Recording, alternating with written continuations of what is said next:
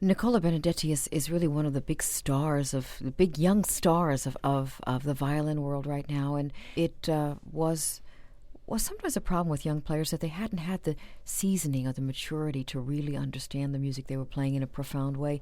But that's not the case with many of the players today, and certainly not with Nicola Benedetti. She not only is an astonishing player, she seems to be quite a scholar of music too. I mean, she plays music from all different periods, all different composers. She seems to have a great curiosity about music, which maybe makes for a very interesting player, that they're curious about all kinds of music. She's very beautiful, very young.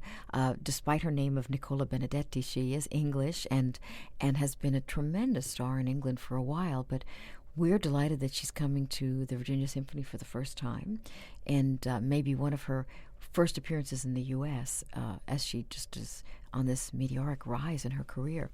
And she's playing one of the most beloved violin concertos, the Mendelssohn Violin Concerto, which has always been a particular favorite of mine, maybe just personally because it was the very first piece I ever conducted in my entire life at school.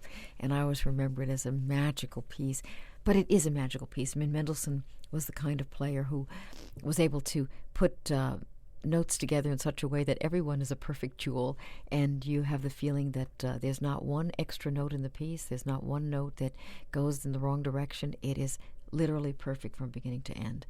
And it's written at the very beginning of the Romantic movement, so it has a kind of fresh, spring-like quality to it, which is very appealing. It's very tender work. It's very romantic and beautiful. And in the hands of a young player, I think, who might feel especially close to this piece, it's going to be just an astonishing concert to hear Nicola Benedetti play the Mendelssohn Violin Concerto.